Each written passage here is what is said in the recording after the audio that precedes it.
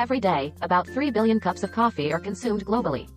There are over 66 types of coffee, but two of the most common cultivated types are Arabica and Robusta.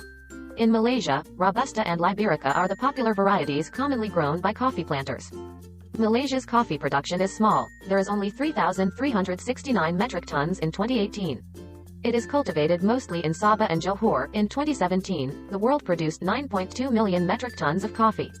In comparison, Malaysia's production is merely 0.1% of global production.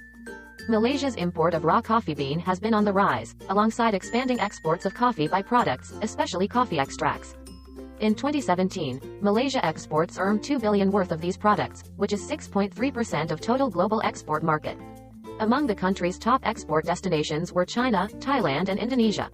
In Malaysia, coffee is not an uncommon beverage. On any day at a local stall or kopitiam, one could hear at least an order of coffee, kopi O, kopi gao, kopi C, cham, and others. Concocted with different mixes of sugar, condensed milk or evaporated milk.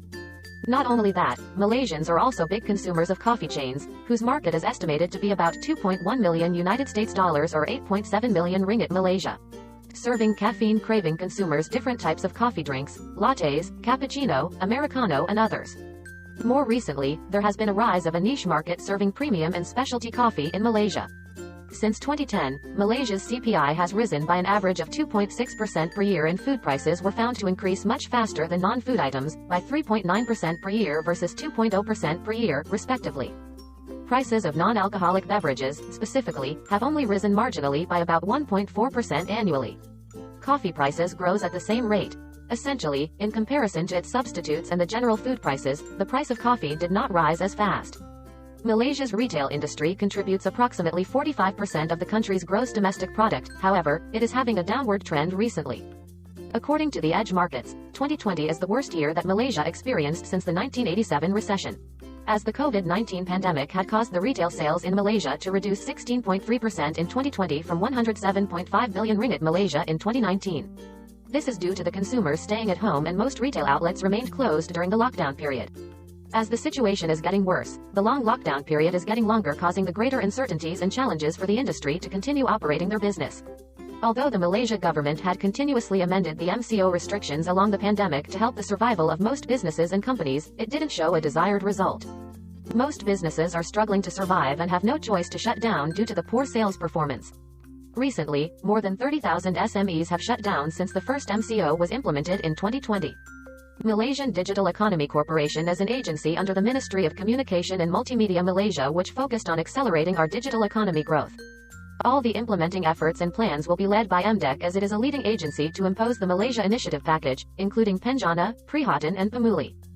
Previously, Penjana and Prihatan were implemented by the government for the purpose to provide supports to the nation's business as well as strengthen the country's economy. Later, as the pandemic is getting worse and the lockdown period is being expanded, Malaysia announced its latest economic stimulus package, named Pemuli.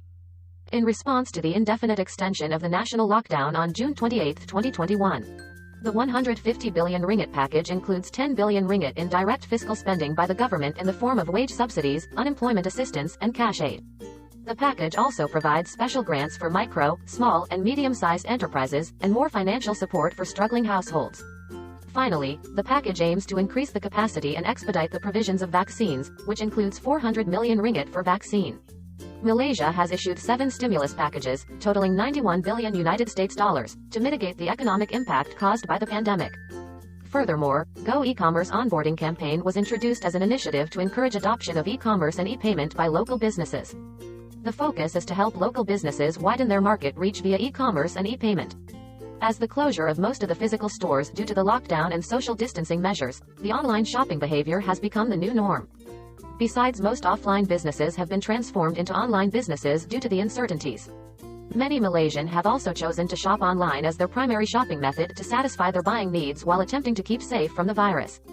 For example, businesses start to sell their products and services through online shopping platforms such as Shopee, Grab, Instagram, official website and many more.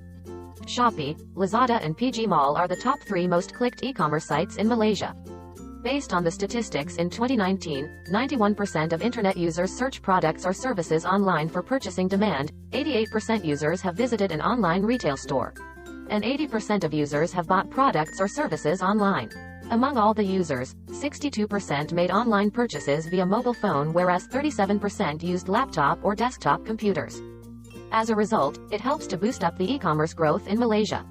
This can be shown that Malaysia's e-commerce market had grown 49% in 2020. Meanwhile, in April 2020, the sales performance for Malaysia's online retail had raised 28.9%.